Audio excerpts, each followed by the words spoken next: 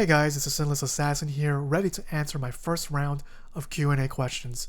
But before I answer those questions, I want to take a moment to give a massive thank you to each and every one of you who has been liking, watching, commenting on, and subscribing to my content. We have now reached 700 plus subscribers, and I cannot thank you guys enough. Especially since, according to the analytics, that most of you new subscribers came from watching my Sifu philosophy videos. That means a lot to me because when I first started making those Sifu philosophy videos, I thought it was quite the pivot and gamble, wondering if it was going to tank my viewership, because it's quite the pivot to go from making short films and random raw gameplay videos to something more talkative and chatty.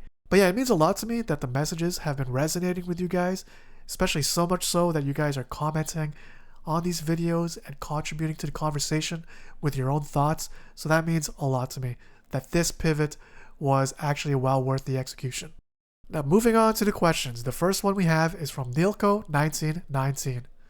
What influences your Sifu philosophy videos and where do you get your inspiration from for your content? Love all the stuff you've been posting, brother. Keep it up. Thank you for the kind words and the encouragement. As for what influences my Sifu philosophy videos is just a huge amalgamation of all the podcasts I watch, the books I read, and 3 YouTube channels that I've been kind of in love with the past year or so. The first being BBK Dragoon, then there's Doozy, and last but not least, Daryl Talks Games. BBK Dragoon and Doozy respectively pretty much do what I do in terms of just having gameplay footage playing in the background while they shoot the shit, talk about life, and provide some helpful tips on how to get the most out of not just your gaming time, but also your personal life as well. Where I see that Dragoon focuses more on like practical tips in regards to productivity and balancing that productivity with our shared hobby of gaming. Doozy goes more into like really emotional, slice of life, wholesome stuff about knowing your purpose in life and knowing yourself at the heart and core of who you are. And on top of that, there's Daryl Talks Games, who makes these like long 30 to 40 minute video essays deconstructing the psychology of gaming and diving really, really deep in the story themes of a lot of video games. And while I would like to one day get to the highly researched and highly produced editing style of Daryl Talks Games, I am currently very comfortable and happy with replicating Dragoon and Doozy more because it's a little more laid back, it's less intensive, and just much more towards my strengths, really. So like, I have massive respects for Daryl Talks Games because he gets into like a lot of in-depth scientific research about this stuff, and while I try to do that for my videos, it just didn't really click for me, and I'd rather just get to the straight up practical tips you can take right away. So I highly recommend those 3 channels. They've been a massive inspiration for me because it's good to know that there's actually a market for introspective gamers, whether it's in regards to tackling your backlogs, balancing your life and video games, along with just really, really in-depth discussion about all the deep-ass themes that show up in games and how we could think about them and apply them to our real lives. The next question comes from Henry0644. What languages do you like to learn, and also what's your favorite sport? So I used to study Korean because I used to love K-pop and K-dramas and wanted to listen to K-pop without needing translations, as well as watching K-dramas without needing subtitles to enjoy them. And then on top of that, the ultimate goal was to meet one of my favorite Korean artists and speak to them in their native tongue. And luckily for me, one of my favorite K-pop artists did come to perform in my country, and I got to meet them, speak to them, and it was super gratifying to finally achieve that goal after like 3 to 5 years of studying from textbooks, videos, podcasts, and along with a whole lot of embarrassing voice conversations I had with native Korean speakers.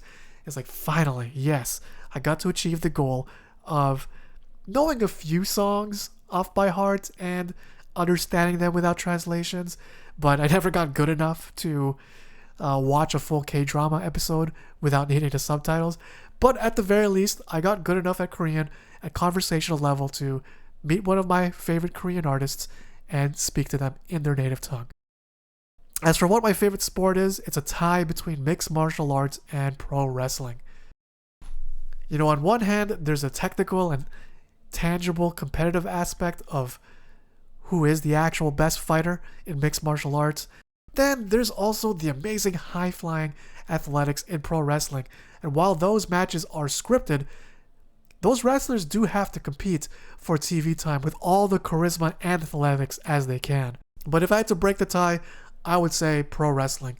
Like, yes, I did stop watching wrestling for like 20 years of my life in favor of mixed martial arts, but wrestling has a very special place in my heart because I grew up watching it as a kid, and coming back to it, seeing how the industry has evolved since my time away from it has been a very incredible experience, especially with how much more they've heightened the dramatics of it.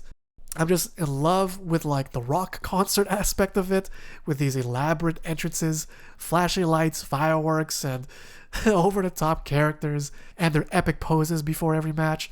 And then on top of that, there's like a lot of deep and layered storytelling, as if wrestling is basically a live-action comic book. And maybe in a future video, I'll talk more about that. I could probably talk all day about it. But moving on to the next question from Win7858. I have a question. Well, actually, two questions. And the first one is, how did you get the name of Sinless Assassin? Name sounds pretty dope. Thanks. And the second question is, what is the thing about Sifu that you love the most? Except the combat. Wow, very difficult question. Thank you very much. And I'm talking about both questions because the answer to the first one is a very long one, and I'll try to keep it very succinct. But basically, I used to play this MMORPG from like the early 2000s called Ragnarok. And in Ragnarok, just like any other RPG, there's a variety of character classes you could choose from.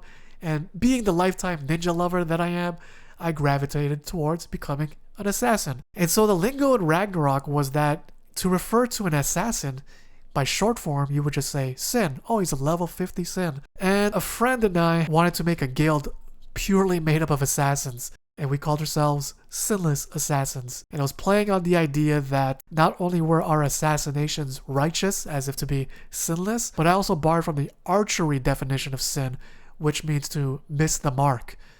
So we were assassins who never missed the mark, hence Sinless Assassins.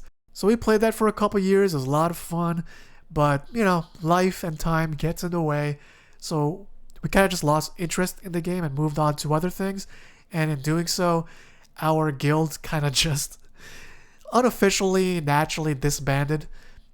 So I just pretty much took the name Sinless Assassins, depluralized it, and made it singular, making myself the Sinless Assassin.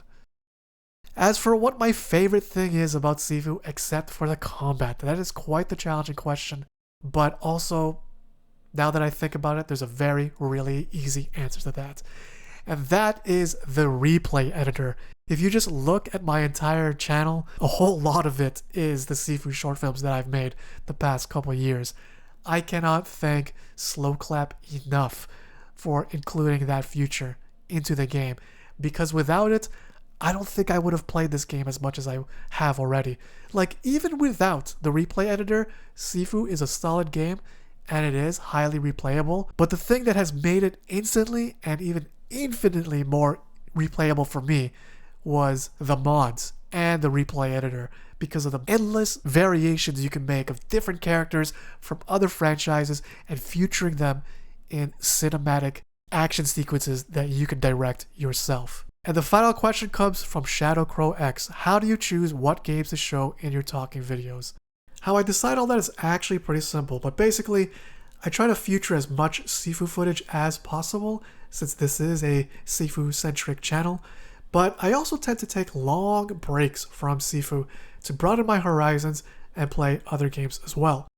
Fun fact about this channel, but when I first started it back in 2019, it used to just be a storage device for all my random clutch clips that I would record from all these other games I used to play.